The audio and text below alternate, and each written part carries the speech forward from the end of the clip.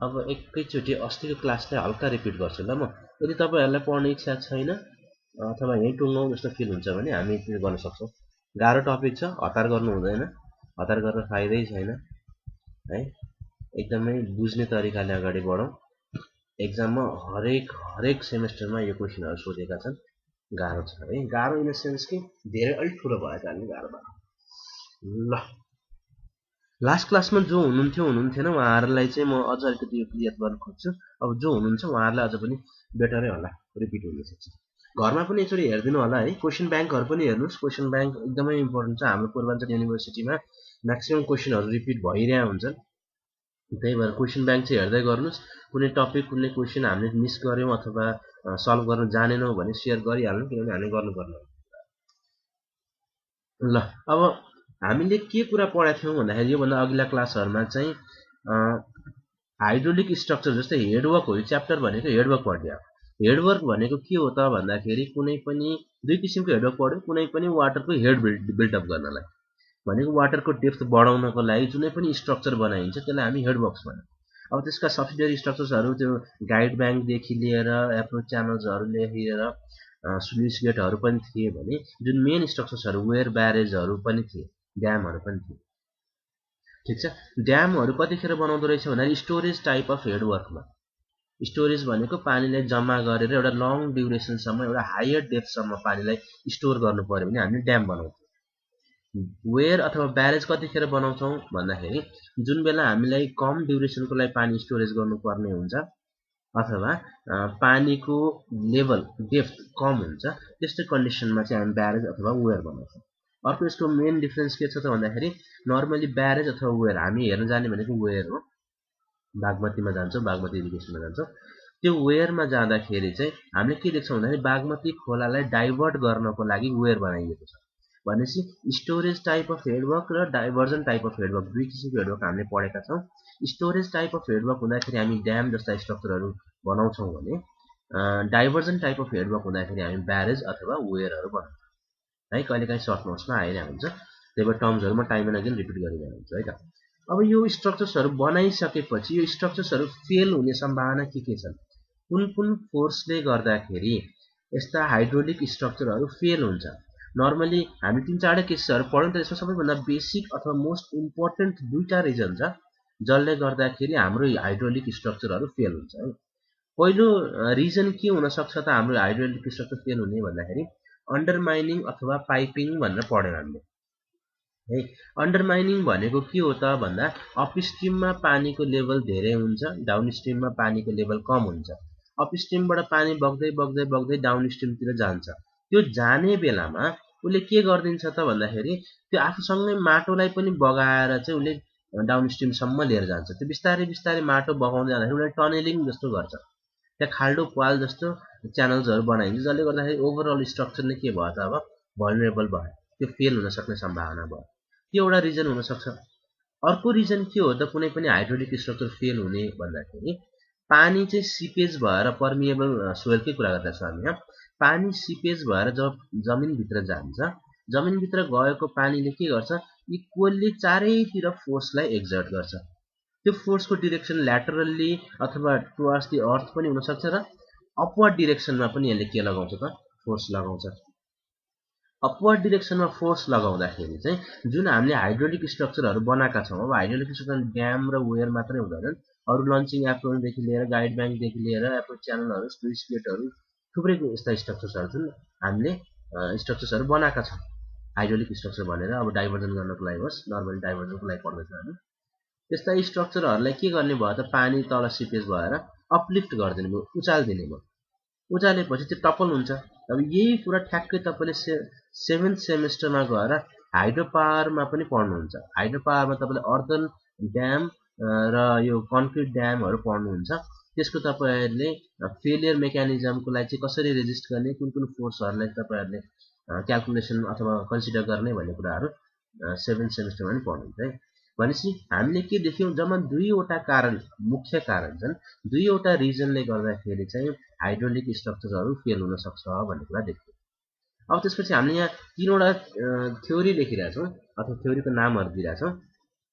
तीनवटा थ्योरी छ। एउटा छ ब्लिक्स थ्योरी, एउटा छ लेन्स थ्योरी, अर्को छ फोस्लाज थ्योरी। ब्लिक्स थ्योरी र लेन्स थ्योरीमा एउटा सिमिल्यारिटी हामीले अस्ति के देख्यौँ त भन्दाखेरि पहिलो कुरा के भन्दा loss of head is directly proportional to the creep length भन्छ। यो दुईटा थ्योरीको कुरा हो है। Loss of head is directly proportional to the length of creep भन्छ ब्लिक्स थ्योरीले, अथवा लेन्सले पनि भन्छ, के पनि लगाउँछ हामी फेरि एकचोटि रिपिट गरौँला। भनेपछि अपस्ट्रिमदेखि लिएर डाउनस्ट्रिमसम्म जब पानी बग्छ नि हेडको त लस हुन्छ। हेर्नुहोस् त यो फिगरमा तपाईँहरूले यहाँ नेट हेड देख्दै हुन्छ डेल्टा एच भनेर। यो अपस्ट्रिमको पानीको लेभल र डाउनस्ट्रिमको पानीको लेभलको डिफरेन्सलाई देखाइरहेको छु उसले। भनेपछि यो हेड जुन यो नेट हेड छ यो head directly proportional to the length of creep भन्छ। लेन्थ अफ क्रिप भनेको के हो त त्यसो भए? लेन्थ अफ क्रिप भनेको जुन पाथ वाटरले ट्राभर्स गर्छ मुभ गर्नको लागि। अपस्ट्रिमबाट पानी पर्मिएबल सोइल छ, भित्र पास हुन्छ र डाउनस्ट्रिमसम्म निस्किन्छ भने जुन बाटो भएर यो पानी हिँड्छ नि त्यो बाटोको लेन्थलाई नै हामीले के भन्छौँ त? क्रिप लेन्थ भन्छौँ। ठिक छ। अब यो भनाइको अनुसार यो थ्योरीले हामीलाई के भन्यो त भन्दाखेरि तपाईको हेड लस चाहिँ is directly proportional to the length of creep भन्छ। कति हेड लस हुने त भन्दाखेरि यहाँ एच छ नेट हेड भने यहाँबाट 0 हुन्छ जसलाई यो लिनियर एउटा लाइनले तपाईलाई रिप्रेजेन्ट गरिदिएको छ। Head loss is directly proportional to the length of creep भनेपछि एउटा कुरा हामीले के बुझ्नु पर्यो? पानी बग्नको लागि नेट हेड रिक्वायर्ड हुन्छ। जस्तो टेम्परेचर बग्नको लागि हायर बडी टेम्परेचर, हिट बग्नको लागि हायर बडी टेम्परेचरदेखि लोअर बडी टेम्परेचरलाई कनेक्टमा राख्यो भने हिट ट्रान्सफर भएको जस्तै पानी हायर हेड भएको ठाउँमा हायर एनर्जी भएको ठाउँदेखि लिएर लोअर एनर्जी भएको ठाउँसम्म जाने, त्यो पनि एउटा सिम्पल प्रिन्सिपल हो। त्यो हो भने अब हाम्रो कन्सर्न के हो त भन्दाखेरि हेड लस चाँडै गरौँ भन्ने कुरा हो। हेड लस कसरी बढाउन सकिँदो रहेछ त? यो जब हामीले यो रिलेसन देख्यौँ head loss is directly proportional to the length of creep. Length of creep बढ्नु भनेकै हेड लस बढ्नु हो। डाइरेक्टली प्रोपोर्सनल भनेको त्यही नै हो। भनेपछि लेन्थ अफ क्रिपलाई हामीले बढाउँछौँ। अब एउटा फिगर तपाईँले देख्नु भएको छ, यस्तै अर्को फिगर हेर्नुहोस् त। यहाँ उनीहरूले सिट पाइल अथवा कट अफहरू प्रोभाइड गरिरहेछ। सिट पाइलहरू प्रोभाइड गर्न बित्तिकै लेन्थ अफ क्रिप त बढ्यो। यो थ्योरीले त्यही नै भन्छ, लेन्थ अफ क्रिप बढ्यो। लेन्थ अफ क्रिप बढ्दाखेरि के भयो त? अब हेर्नु त अघि सिधा पानी बगिरहेको थियो, लेन्थ अफ क्रिप सानो थियो, हेड लस थोरै मात्रै हेड लस भइरहेको थियो। तर अब लेन्थ अफ क्रिप बढ्न बित्तिकै हेड लस धेरै हुने भयो। लेन्थ अफ क्रिप बढ्नु भनेकै हेड लस बढ्नु हो, डाइरेक्टली प्रोपोर्सनल भनेको छ। अब हामीले सिट पाइल इन्ट्रोड्युस गर्यौँ। त्यो पाइल इन्ट्रोड्युस गर्न बित्तिकै अब पानीलाई सिधै बाटो हिँड्न मिलेन, उनीहरू घुमेर पाइलको वरिपरिबाट जान्छ। त्यो सिट पाइलबाट घुमेर जाँदाखेरि चाहिँ उनीहरूले हिट लस पनि चाँडै गर्छ, हेड लस पनि चाँडै गर्छ। हेड लस चाँडै भइसकेपछि उनीहरूमा त्यो पोटेन्सियल रहँदैन कि उनीहरूले माटोलाई डिस्प्लेस गर्दै अब्जेक्टलाई भल्नेबल गराओस्। त्यही भएर हामीले यहाँ एउटा फर्मुला के लेखेका छौँ? सेफ्टी अगेन्स्ट पाइपिङ भनेर लेन्थ अफ क्रिपकै टर्ममा राखेर जति लामो लेन्थ अफ क्रिप त्यति हामी सेफ हुन्छौँ। CS into H, H is the head and CS is the creep coefficient. यो ब्लिक्सको लागि हो है। ब्लिक्सको थ्योरीले के भन्दो रहेछ त जम्मै head loss is directly proportional to the length of creep भन्दो रहेछ।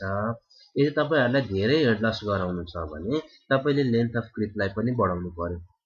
लेन्थ अफ क्रिप बढिसकेपछि तपाईँहरूले के बुझ्नुहुन्छ त? अब हेड धेरै लस भइसक्यो, यसले माटोलाई डिस्प्लेस गर्न सक्दैन भनेर बुझ्छौँ। यो ब्लिक्सले भन्यो।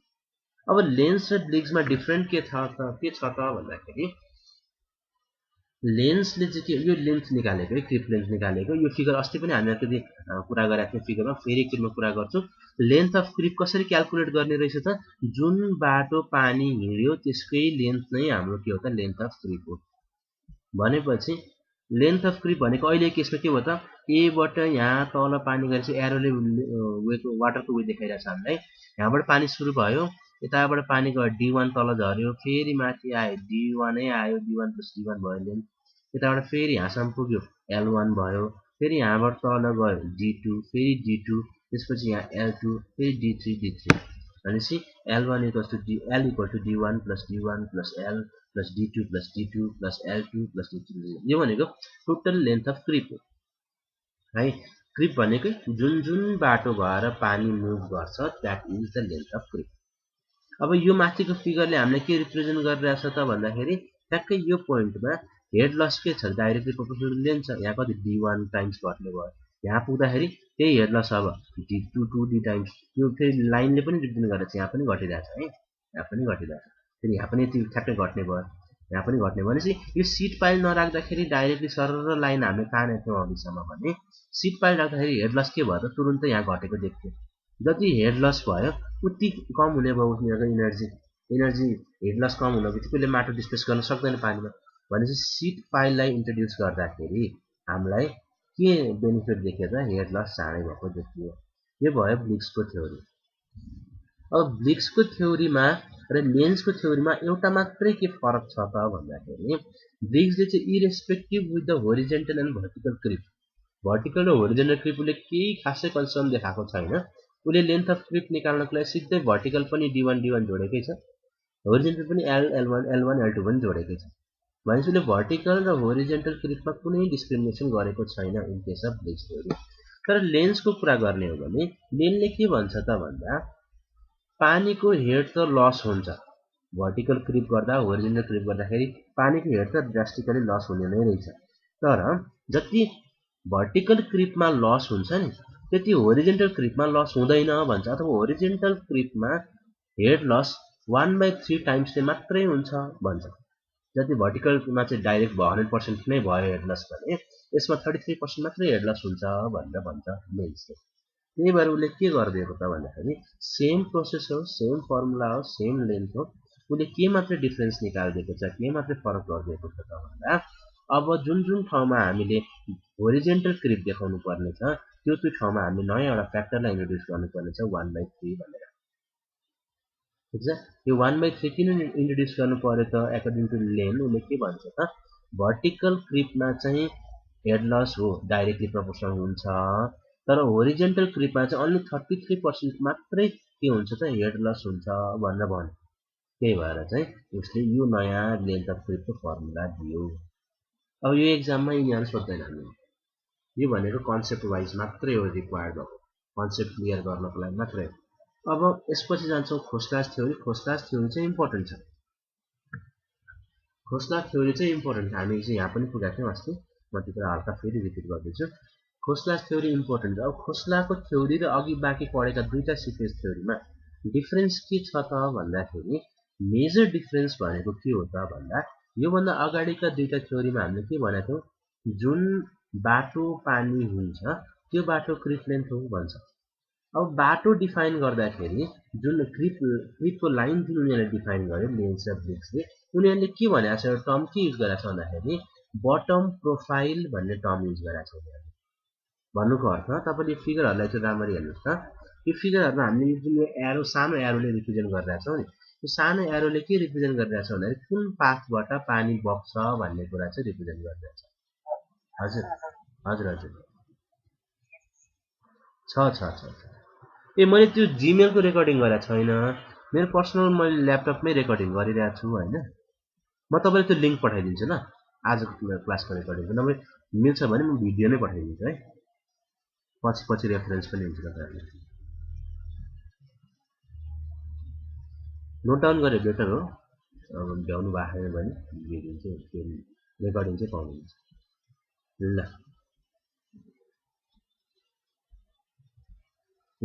भनेपछि यो लेन्स र ब्लिक्स थ्योरी दुईटा थ्योरीमा तपाईँले के नोटिस गर्नु भएको हुनुपर्छ भन्दाखेरि जस्तो बटम प्रोफाइल छ यो जुन भुइँको हामीले जुन ढलान गरेका छौँ नि यो जुन ढलानको सेप छ त्यस्तै सेपमा पानी बगिरहेछ अहिले एकदम स्ट्रेट छ स्ट्रेट पानी बगिरहेछ यतापट्टि पाइल छ पाइल जस्तो सेप बनाएको छ त्यस्तै पानी बगिरहेछ जस्तो सेप छ त्यस्तै पानी बगिरहेछ लेन्स र ब्लिक्सले के अज्युम गरिरहेछ त भन्दाखेरि जस्तो हाम्रो बटमको प्रोफाइल छ नि हाइड्रोलिक स्ट्रक्चरको बटमको प्रोफाइल यो हाम्रो कस्तो स्ट्रक्चर हो त भन्दाखेरि तल एप्रोन अथवा केही ढलान जस्तो गरेको छ माथि एउटा भर्टिकल वाल जस्तो केही बनाएको जसले चाहिँ पानीलाई रिटेन गरिरहेको छ यो ब्यारेज होला वेयर होला ड्याम होला केही होला है यो रिप्रेजेन्टेसन मात्रै हो अब जस्तो प्रोफाइल छ बटमको त्यस्तै प्रोफाइल अनुसार नै पानी मुभ भइरहेछ त्यही देख्दैछौँ हामी होइन अब यो कुरामा ठ्याक्कै खोस्लाले अपोज गरेको छ उसले के भन्छ त भन्दाखेरि खोस्लाले पानी चाहिँ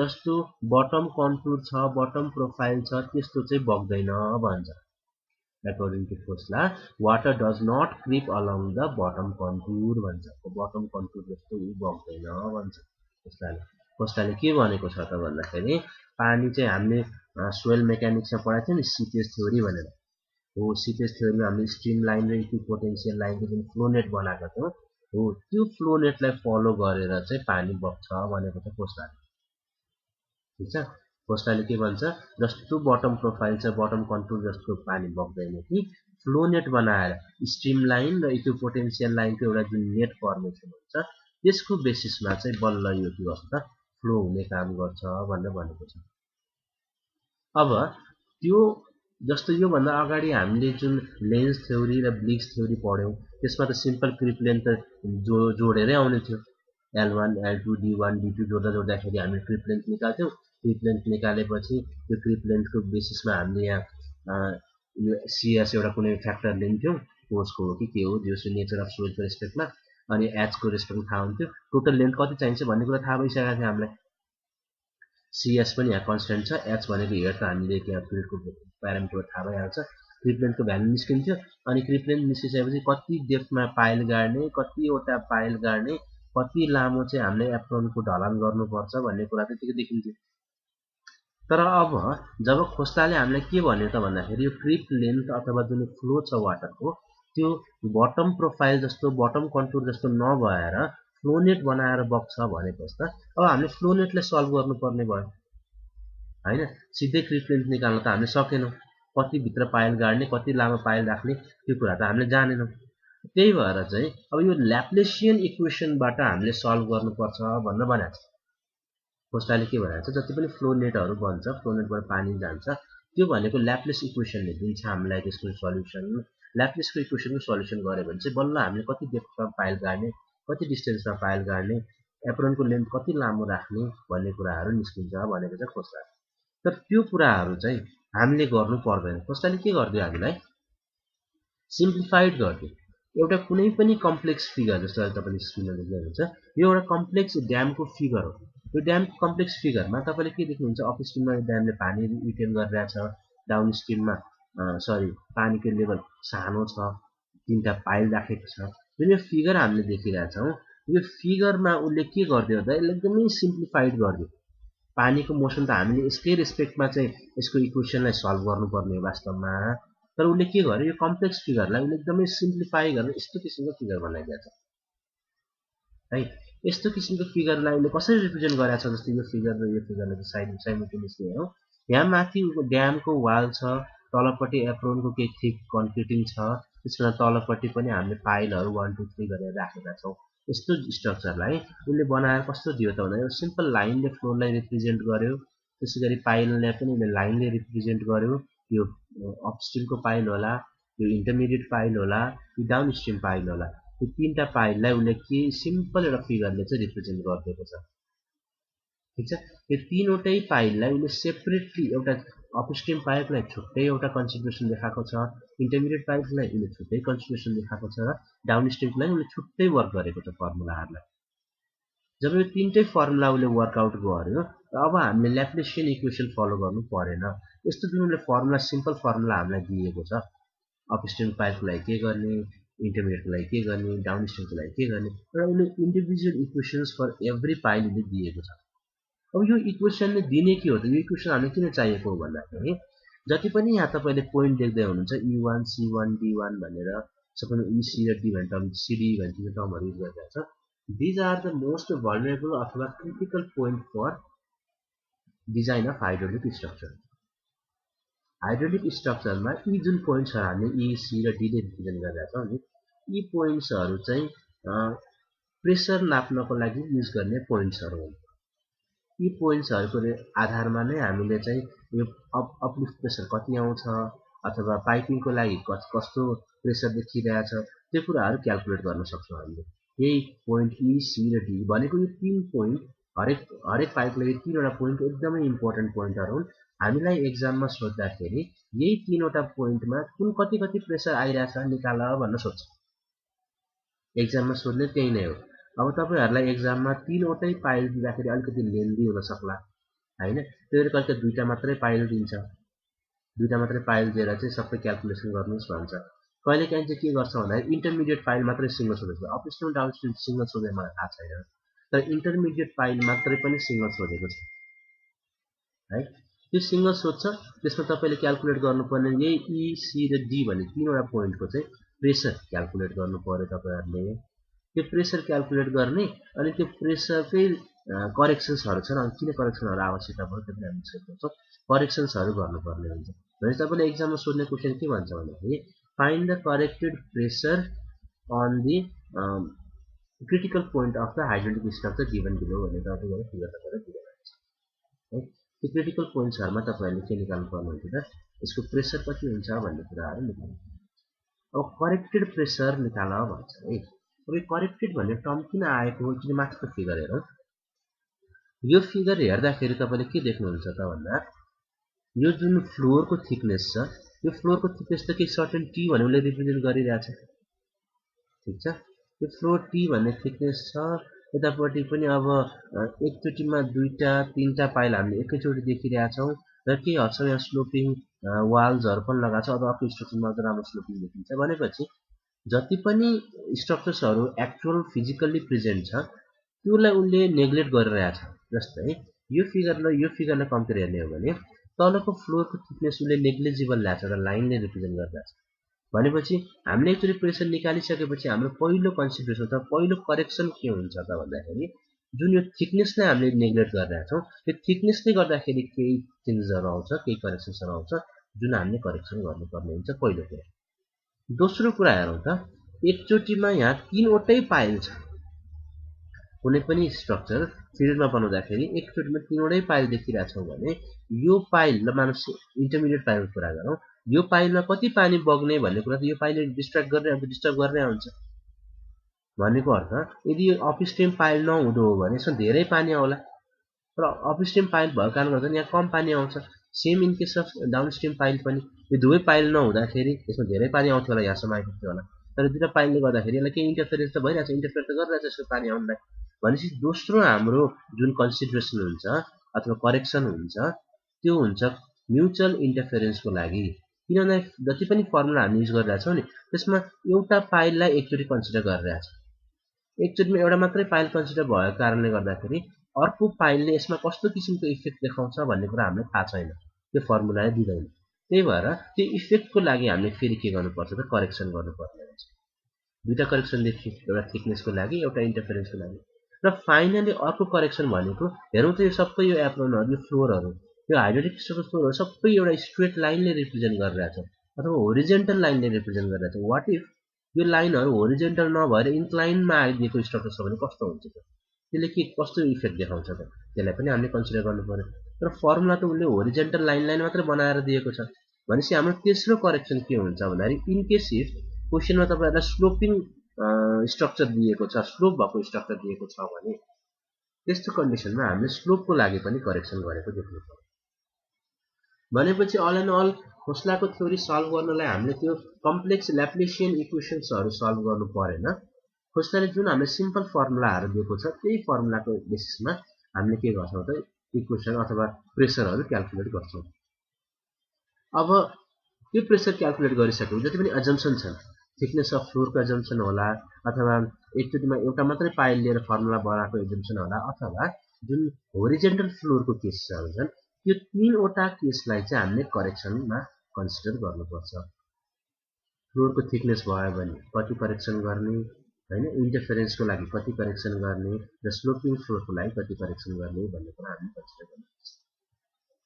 अब फाइनली एउटा कुरा तपाईहरुलाई सजिलो के छ, अब हेर्नुस् त साधारण हिसाबले सोच्ने हो भने कतिवटा फर्मुला देखियो त, तीनवटा पाइल छ भने 3 3 9 वटा त पोइन्ट्सकै फर्मुला देखियो। हरेक पोइन्टमा हामीले प्रेसर निकाल्नु पर्छ, 3 3 9 वटा त प्रेसर एट एभ्री पोइन्ट्स नै देखियो, ठीक छ, 9 वटा फर्मुला प्लस अब करेक्सन पनि 3 वटा छ, करेक्सन पनि 3 वटा छ, 9 त्यहाँ फेरि 27 वटा फर्मुला त्यहाँ पनि थप्ने भयो। भनेपछि खोस्ला थ्योरीलाई किन गाह्रो भनेको तपाईहरुको सिनियर्सले भन्दाखेरि एकदमै धेरै फर्मुला कण्ठ गर्नुपर्ने देखियो। 27 वटा प्लस 36 वटा फर्मुला कण्ठ गर्नुपर्ने देखियो। 36 वटा फर्मुला कण्ठ गरेर एउटा कम्प्लिट सल्युसन गर्नु भनेको इट्स नट अ एक्जाममा सोद्धाखेरि पनि कमसे कम पनि यो 12 मार्क्स हुन्छ 10 मार्क्स पनि सोध्न चलन भइसक्यो अहिले अलिकति कामहरू कम भएर 10 मार्क्सबाट स्टार्ट भएर यो क्वेसन 20 सम्म पनि सोधेको छ तपाईहरुको अलिकति पास्ट क्वेसन एकचोटि सोधेको छ त्यो सायद मेरो विचारमा धेरै अगाडि कुरा हो त्यो लगभग 8-10 वर्ष अगाडिकै कुरा होला त्यतिखेर चाहिँ 20 मार्क्स पनि सोधेको छ प्रश्न कम्प्लिट क्वेसन भनेपछि एकदमै लेन्दी क्वेसन हुन्छ धेरै क्याल्कुलेसनका प्यारामिटर्सहरु हुन्छ तर यसलाई अलिकति स्मार्टली हेर्ने हो भने अलिकति राम्ररी पढ्ने हो भने तपाईहरुले के देख्न सक्नुहुन्छ भन्दाखेरि अब यो काम कम गर्दै जाउँ है पहिलो काम के भन्दाखेरि जुन E1 देख्दै हुनुहुन्छ नि तपाईहरुले अपस्ट्रीम पाइलमा यो अपस्ट्रीम पाइलको जुन E1 भन्ने पोइन्ट छ त्यसमा हामीले यसको प्रेसर क्याल्कुलेट गर्दैनौं किन गर्दैनौं त प्रेसर क्याल्कुलेसन यसको भन्दाखेरि हामी के अझै गर्छौं यो पोइन्टमा त 100% नै हेड छ अथवा प्रेसर त यहाँ त 100% नै सुरुको पोइन्ट हो यहाँ त कतै लसै भएको छैन भनेपछि E1 को लागि हाम्रो प्रेसर के हुन्छ सधैं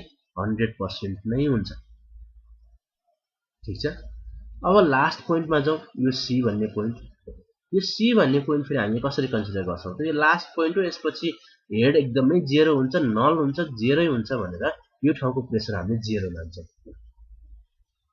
भनेपछि दुईवटा फर्मुला कम भयो दुईवटा फर्मुला कन्ट्रोल गर्नु पर्दैन हामी यतापटि सुरुको लागि 100 लेखिदिने लास्टको लागि 0 लेखिदिने सिक्यो अरु बाँकी चाहिँ हामीले गर्नु पर्यो C1 D1 पनि पर्यो यो EC यो तीनटै पर्यो यसको लागि पनि E र D पर्यो अब जाउँ करेक्सनको पार्टमा जस्तै फ्लोरसँग पोइन्ट कुन जोडिएको छ त भन्दाखेरि E र C भन्ने पोइन्ट मात्रै फ्लोरसँग कनेक्सनमा छ E र C भन्ने पोइन्ट मात्रै फ्लोरसँग कनेक्सनमा छ D त छैन भनेपछि D मा हामी कुनै पनि करेक्सन गर्दैनौं भनेपछि 3 3 9 वटा त करेक्सन त्यही घट्यो है D मा हामीले कुनै पनि करेक्सन गर्नु पर्दैन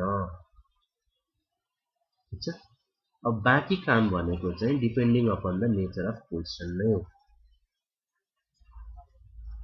यो जुन जति पनि करेक्सन्सहरुको एजम्पसन छ जस्तै फ्लोरको थिकनेस भयो हैन फ्लोरको थिकनेस भयो स्लोपिङ एरिया अफ फ्लोर भयो अथवा इन्टरफेरेन्स भयो यो तीनवटै कुरा D भन्दा परका कुराहरु हुन् D पोइन्ट भन्दा परका कुरा हुन् जस्तै फ्लोरको त हैन थिकनेस त हामीले 0 अज्युम गरिरहेका छौं यहाँ तर त्यो अजम्पसनको लागि त D सँग त कुनै कन्सर्न भएन नि त D त फ्लोरसँग जोडिएकै छैन भनेपछि D पोइन्टमा हामीले करेक्सन गर्नै परेन फ्लोर स्लोपिङ आओस् जस्तो आओस् स्लोपिङै आए पनि D सँग त कुनै कन्सर्नको विषय भएन इन्टरफेरेन्सको लागि पनि कनेक्सन हुँदैन यसमा इन्टरफेरेन्स एउटा केस छ त्यो तपाईलाई बुझ्नुपर्छ त्यो पनि कुनै कनेक्सन देखिँदैन भनेपछि D पोइन्टमा हामी कुनै पनि करेक्सन गर्दैनौं है यो कुरा तपाईले अहिलेदेखि नै नोट गर्नुभयो भने तपाईले इजी फर्मुलाहरु कन्ठ पार्न सक्नुहुन्छ भनेपछि करेक्सन्सहरु E र C को लागि मात्रै हुन्छ D को लागि हुँदैन करेक्सन त्यहाँ पनि गर्छ है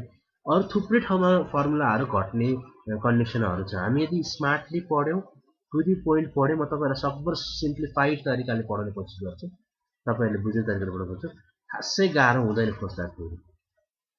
खोस्टा थ्योरी गाह्रो नहुनु कारण अर्को पनि छ एउटा किन भन्दाखेरि यसमा दिमाग लगाउनु कतै पनि पर्दैन इन अ सेन्स कि जस्तै अरु क्वेशन्सहरु अरु च्याप्टरको क्वेशनहरुमा तपाईले के देख्न सक्नुहुन्छ अरु सब्जेक्ट देख्नुहुन्छ नयाँ क्वेशन आइदिन्छ नयाँ ट्विस्ट आउँछ क्वेशनहरुमा पहिले नदेखेका कन्डिसन्सहरु देखिन्छ तर खोस्टा थ्योरीमा आजसम्म जति पनि तपाईहरुसँग क्वेशन ब्याङ्कको क्वेशन अवेलेबल छ त्यो एकचोटी खर्र रिपिट गर्नु भयो भने कुनै नयाँ किसिमको ट्विस्ट आको अथवा नयाँ किसिमको चाहिँ आइडिया युज गर्नुपर्ने खालको क्वेशनहरु आको छैन सधैं क्वेशन आको छ प्रेसर निकाल परेटेड प्रेसर निकाल भनेरै आको छ एक्जिट ग्रेडियन्टको चेक गर त्यहाँ पढ्छौं एक्जिट ग्रेडियन्ट चेक गर भनेरै आको छ त्यही कुरा मात्रै आको छ त्यो भनेको के हो त सिम्पल जति पनि प्यारामिटर छ त्यसलाई नोट डाउन गर्ने र फर्मुलामा हालेर आन्सर निकाल्ने त्यति मात्रै हो यसमा तपाईहरुले नयाँ कुनै आइडिया लगाउँछु अथवा यो टेक्निकबाट भएन अर्को टेक्निक युज गर्छु भन्ने नै छैन सिम्पल जति पनि भ्यालुजहरु प्रोवाइडेड हुन्छ डाटाहरु प्रोवाइडेड हुन्छ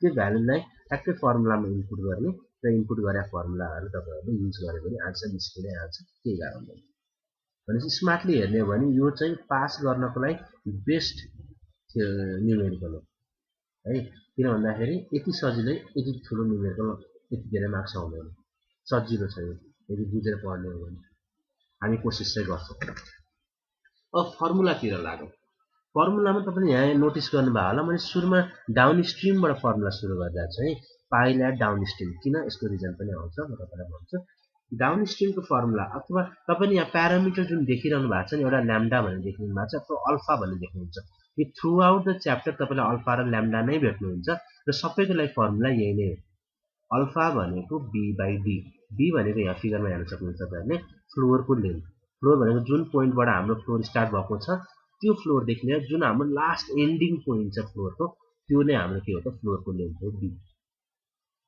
है अब फ्लोर भनेको चाहिँ ढलान गरे पार्ट भनौँ न अथवा जुन स्ट्रक्चर हामीले बनाउँछौँ त्यसको लागि जुन फाउन्डेसन हामीले रेडी गरेका छौँ त्यो हाम्रो लागि फ्लोर हो फ्लोरको लेन्थ भनेको हाम्रो b हो है त यो फ्लोर लेन्थ भयो b अनि d भनेको डेप्थ अफ पाइप यहाँ लेखेका छौँ हामीले d भनेको डेप्थ अफ पाइप अल्फा भनेको सबै ठाउँमा यसको फर्मुला b/d नै हो इन्टरनेटमा दुईटा अल्फा आउँछ दुईटा b1 b2 भएको कारणले अब अहिलेको लागि अल्फा भनेको b/d नै हो सबै केसमा यही नै हो फर्मुला एकचोटि तपाईले सुरुमा अल्फा क्याल्कुलेट गर्नुहुन्छ अल्फाको बेसिसमा अल्फा क्याल्कुलेट गरिसकेपछि तपाईले ल्याम्डा क्याल्कुलेट गर्नुहुन्छ ल्याम्डा भनेको यही फर्मुला सबै ठाउँमा यही नै फर्मुला ल्याम्डाको लागि है 1 plus root over 1 plus alpha square divided by alpha निस्केपछि ल्याम्डा पनि निस्किन्छ ल्याम्डा निस्केपछि प्रेसर निस्किन्छ यो फाइ भनेको प्रेसर हो है जति पनि फाइले रिप्रेजेन्ट फाइ ई फाइ डी फाइ सी भनेर हामी रिप्रेजेन्ट गरिरहेका छौँ त्यो भनेको प्रेसर अब तपाईले एउटा कुरा के अर्को नोट गर्नुपर्छ भन्दाखेरि क्याल्कुलेसन गर्दाखेरि यो खोस्ला थ्योरीको हिसाब क्याल्कुलेट गर्दाखेरि तपाईको क्याल्कुलेटर रेडियनमा हुनुपर्छ है म फेरि एक्जाम हुन्छ नियमित गर्दाखेरि भन्छु यहाँ रेडियनमा हुन्छ म्याक्सिमम स्टुडेन्टहरुले बिगार्ने के हो भन्दाखेरि एक्जाममा हतार हतार उनीहरुले डिग्रीमा राखिरहेको हुन्छ अनि एकदमै भ्यालु नै अब्सर्ड आइरहेको हुन्छ के आएको जस्तो आन्सर सधैँ क्याल्कुलेटर सुड बी इन रेडियनमै क्याल्कुलेटर अब बाँकी फर्मुला हेर्नुहोस् त्यो फर्मुला हेरेपछि तपाईँले बुझिहाल्नुहुन्छ केही नयाँ कुरा छैन 100/पाई यताउति सबै ल्याम्डा माइनस 2/ल्याम्डा कन्ट्रोल गर्नुपर्छ एकदमै सिमिलर फर्मुलाहरू छ यो भयो डाउनस्ट्रिम पाइपको मैले यो कुरा अघि पनि गरेको थिएँ फाइ सी हेर्नुहोस् त 0 लेखिरहेको छ हामीले सिद्धि त्यसको लागि फर्मुलै छैन 0 लेख्दै भयो त्यो सिद्धि त्यसको लागि दुःखै गर्नु पर्दैन जुन यो 100/पाई देखिरहनु भएको छ यो 100 भन्ने टर्म किन आएको हो भन्दाखेरि यसलाई पर्सेन्टेजमा निकाल्नको लागि 100 ले मल्टिप्लाई गरेको तपाईहरुले यसलाई रेशियोको टर्ममा पनि निकाल्न सक्नुहुन्छ 0.52 आउला भनेको 52% भयो 0.65 आउला भनेको 65% भनेको यो 100 ले हामीलाई के गरिदिन्छ त सिधै पर्सेन्टेजमा आन्सर निकालेर दिन्छ मैले यहाँ हेर्नु सुरुमा अघि भनेको तपाईले डाउनस्ट्रिमबाट सुरु गरे है यो फर्मुला मैले लेख्न डाउनस्ट्रिमबाट सुरु गरे कारण के हो त भन्दाखेरि अपस्ट्रिम पाइलको फर्मुला डाउनस्ट्रिम पाइलको फर्मुलाबाटै आउँछ तपाईले नयाँ मेहनत गर्नु पर्दैन हेरौ है अपस्ट्रिम यो फर्मुला भने नि ल्याप्लेसियन इक्वेसनहरु सल्भ गरेर यो खोस्लाले सिम्पल बनाएर फर्मुलै दिएको यसमा हामीले न डेरिभेसन जान्नु पर्या छ न कताबाट के आएको भन्ने कुरा बुझ्नु आवश्यकता छ यो ल्याप्लेसको इक्वेसन सल्भ गरेर निस्केको फर्मुला हो खोस्लाहरुले डिजाइन गर्नको लागि बनाएको कतै 2 छ कतै 1 छ कतै ल्याम्डा मात्रै भएको पनि छ अब यो डाउनस्ट्रिमको फर्मुला भयो अब अपस्ट्रिमको फर्मुला मैले सुरुमा किन नदेखाएको त भन्दाखेरि अपस्ट्रिमको फर्मुला डाउनस्ट्रिमको फर्मुलासँग डाइरेक्टली रिलेटेड छ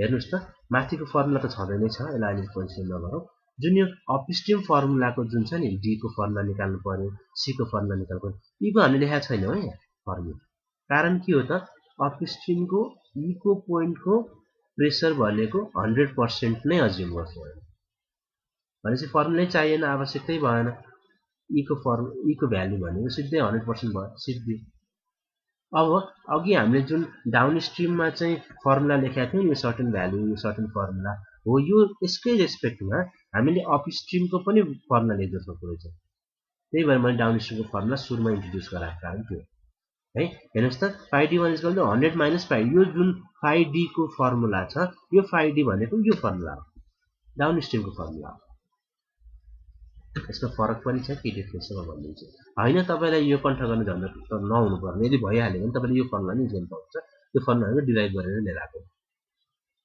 है यो फर्मुला युज गर्न पाउनु भयो तर सिम्पल के हुँदो रहेछ त पहिला अप डाउनस्ट्रिमको फर्मुला एउटा कन्ट्रोल गर्यो भने अपस्ट्रिम भनेको 100 - 3 100 - 3 गर्यो भने अपस्ट्रिम पनि निस्किन्छ ई को केस र सी को केस तपाईले बुझिन हाल्नु भयो ई भनेको 100 हुने भयो अपस्ट्रिमको लागि, डाउनस्ट्रिमको लागि सी पोइन्ट भनेको 0 है। छेउको एक्सट्रिम पोइन्टहरु बाहिरका पोइन्टहरु अरु अल्फा र ल्याम्डाको भ्यालु त त्यही नै भयो नयाँ। अब यसमा तपाईले म एउटा कुरा अहिले त्यो कुरा सम्झे पनि हुन्छ नसम्झे पनि हुन्छ बिर्से पनि हुन्छ, तर म एउटा कुरा के सम्झाइदिन्छु भन्दाखेरि यो जुन हामीले फर्मुला लेख्यौं नि पाइल नम्बर 1 को लागि, यो पाइल नम्बर 1 को लागि मैले जुन यो फाइ डी क्याल्कुलेट गर्नुपर्ने हुन्छ नि, फाइ डी को फर्मुला त पाइल 3 को फर्मुला हो, तर भ्यालु चाहिँ फाइ डी को होइन है, पाइल 3 को भ्यालु चाहिँ होइन। भन्नुको अर्थ पाइल 3 को अथवा डाउनस्ट्रिम पाइलको मैले भ्यालु क्याल्कुलेट गर्दा, प्रेसर क्याल्कुलेट गर्दाखेरि मैले जुन यो अरु सबै सेम हुन्छ, जुन यो डी देख्नु भएको नि तपाईले, यो डी भनेको डेप्थ अफ पाइल हो। यदि मैले डाउनस्ट्रिम पाइलको लागि प्रेसर क्याल्कुलेट गरिरहेको छु भने यो डी को भ्यालु भनेको म डी3 अथवा डाउनस्ट्रिम पाइलको डेप्थ लिन्छु।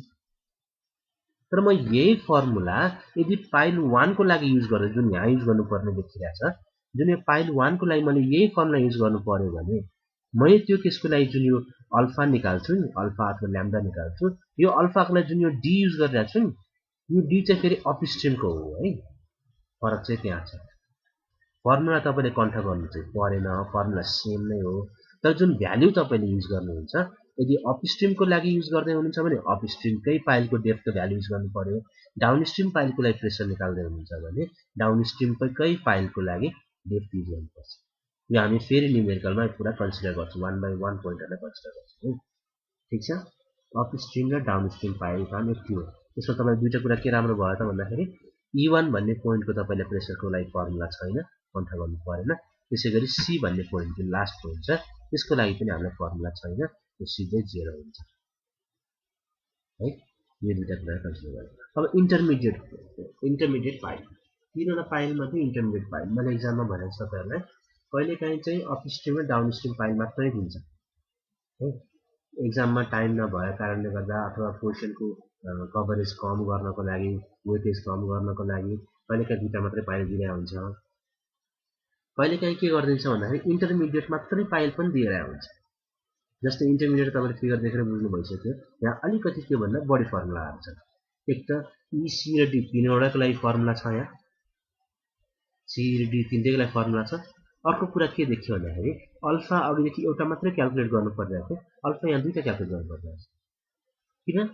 एउटा टोटल फ्लोर लेन्थलाई दुईटा पार्टमा डिभाइड गरिरहेको छ। एकापट्टिको लागि हामीले D1 भनिरहेको छौँ अपस्ट्रिम पाइलतिरको लागि, डाउनस्ट्रिम पाइलतिरको लागि D2 भनिरहेको छ।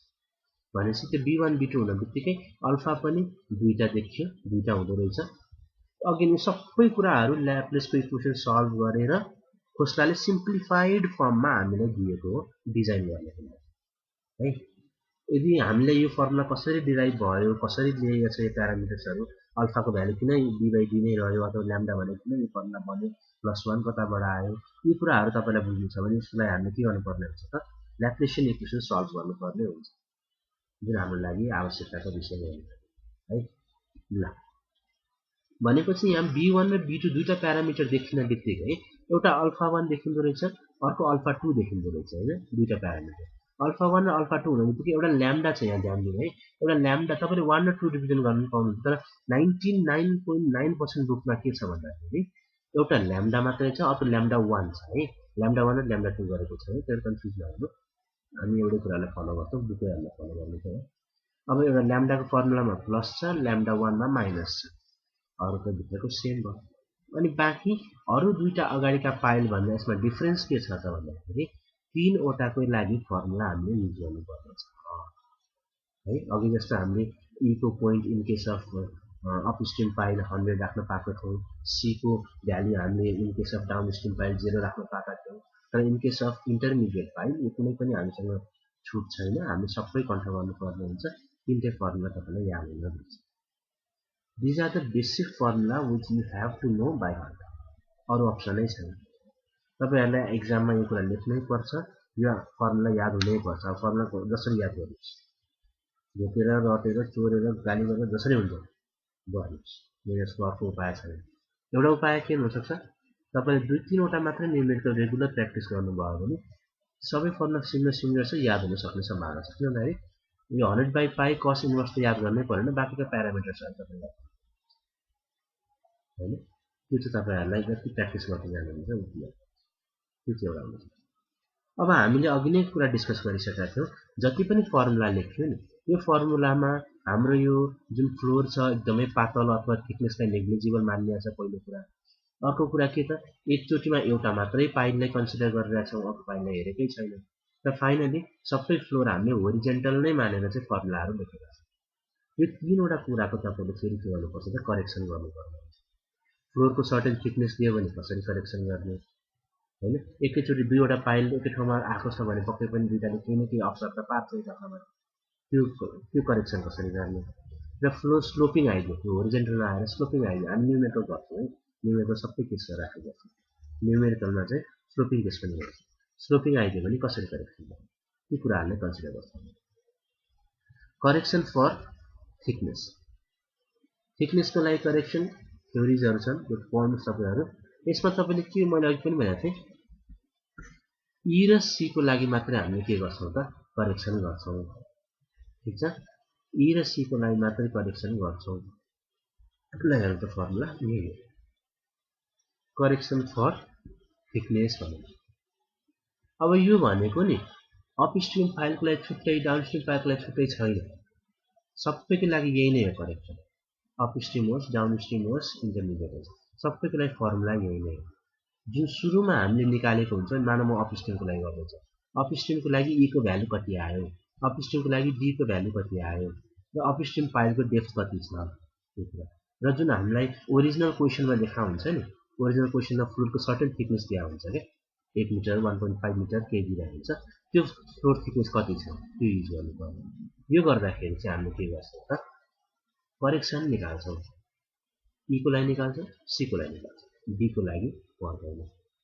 लास्टमा एउटा लाइन हेर्नुस् त correction is negative for key point E and positive for key point C यो कन्फर्म गर्नुपर्ने खास यसको रिजन के हो भनेर कसैले आफ्नो थ्योरीमा बताएको छैन तर जति पनि पछि रिसर्चहरु भएका छन् जति पनि बुक्सहरु पब्लिश भएको छ त्यो बुक्सहरुमा चाहिँ यो करेक्सन किन पोजिटिभ किन नेगेटिभ भनेको फ्लो अफ वाटरको नेचरले गर्दाखेरि हो भनेर बुकहरुमा लेखिएको छ है फ्लो चाहिँ अपस्ट्रिममा डाउनस्ट्रिम बग्छ त्यसको नेचरले गर्दाखेरि एक्ज्याक्टली यही भनेर पोजिटिभ अथवा यही कारण नेगेटिभ भनेर पनि छ र हामीले के गर्नु पर्यो त जति पनि ई भन्ने पोइन्टमा थिकनेस करेक्सन गर्छ त्यसलाई नेगेटिभ युज गर्नु पर्यो जति पनि सी भन्ने त्यसलाई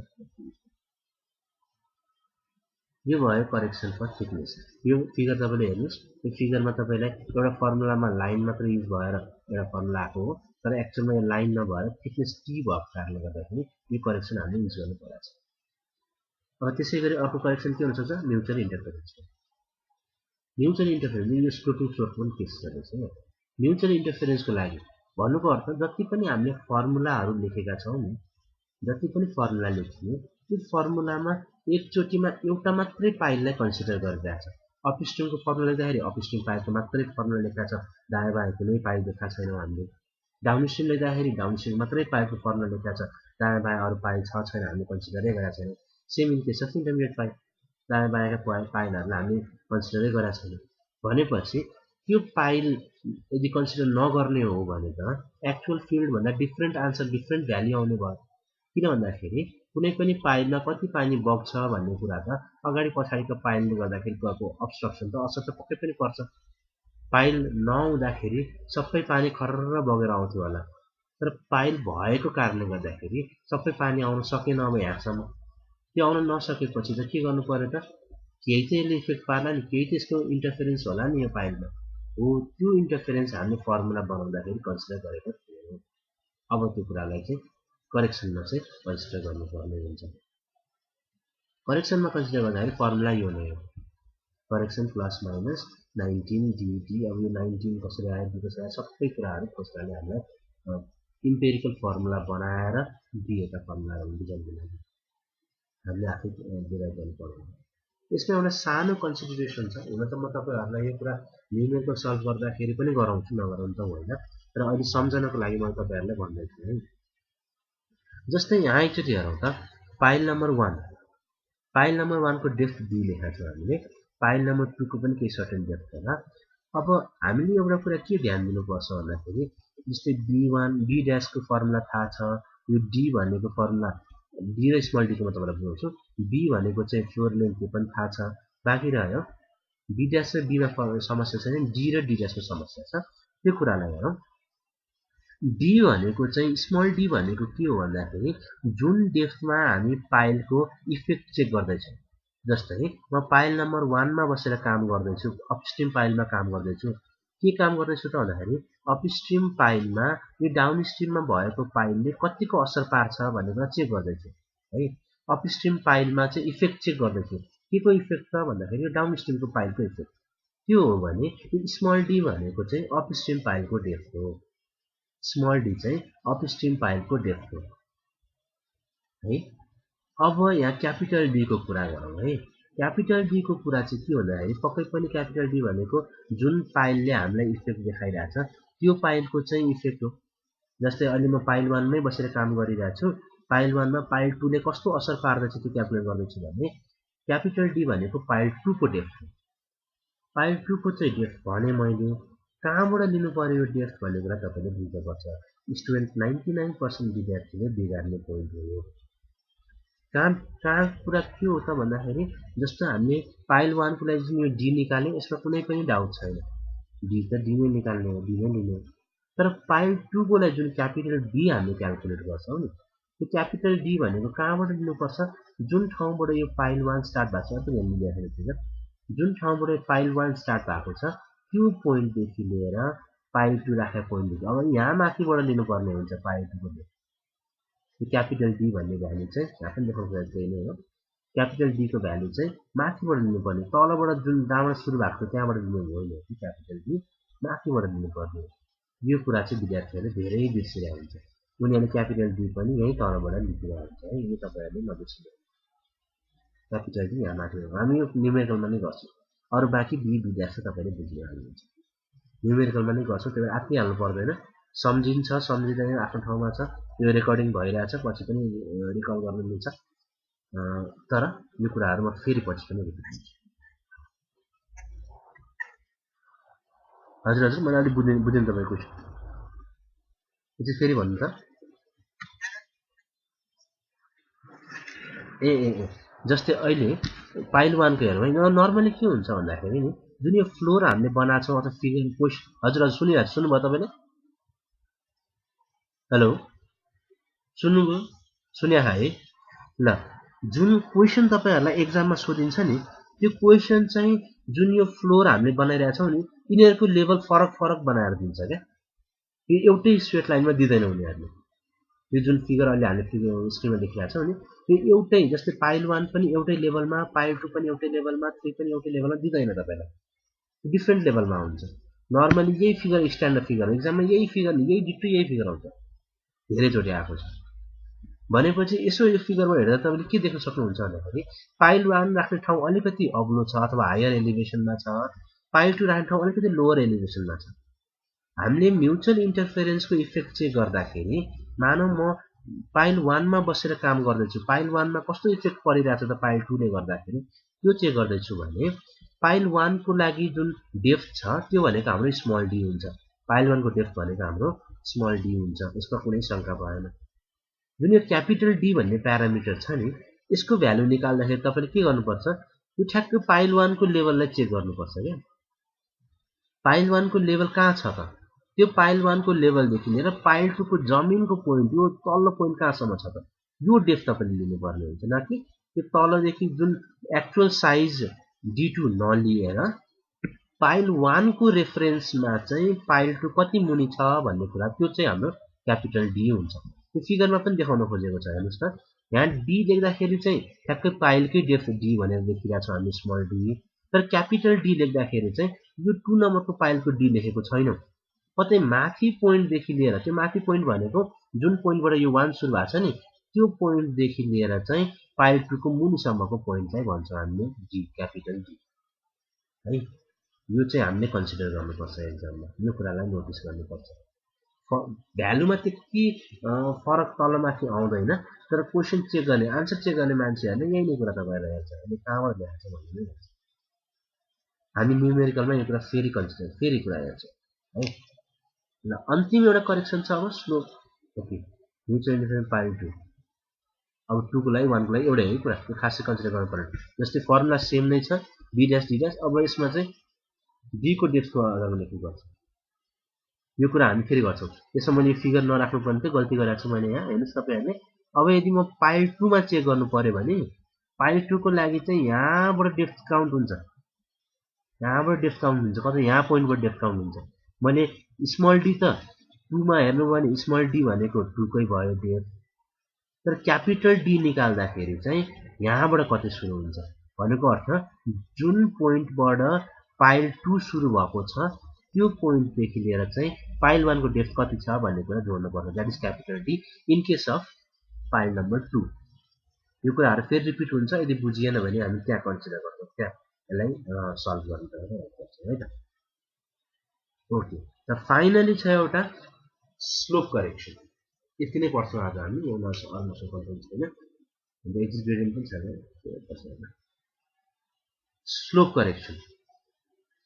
करेक्सन भनेको के हो भन्दाखेरि जति पनि फर्मुलाहरु हामीले लेखेका छौं नि यो फर्मुलाहरुमा हेरौँ त यही फर्मुला हो यो फर्मुलामा यो जुन फ्लोर छ नि फ्लोर त सबैले सिधा कन्सिडर गरिरहेका छौं हामीले होरिजेन्टल पर्फेक्टली होरिजेन्टल कन्सिडर गरिरहेका छौं तर यही फिगरमा हेरौँ न एक्जाममा यस्तो फिगर आइदियो भने यहाँ त फ्लोर होरिजेन्टल त छैन स्लोपमा छ यो फ्लोर स्लोपमा आएपछि चाहिँ कसरी कन्सिडर गर्ने त कसरी यसको चाहिँ फर्मुला अथवा यसको करेक्सन कसरी गर्ने भन्दाखेरि जुन यो bs भन्ने प्यारामिटर छ यो b भन्ने प्यारामिटर छ त्यही प्यारामिटरको बेसिसमा हामीले गर्छौं bs by b dash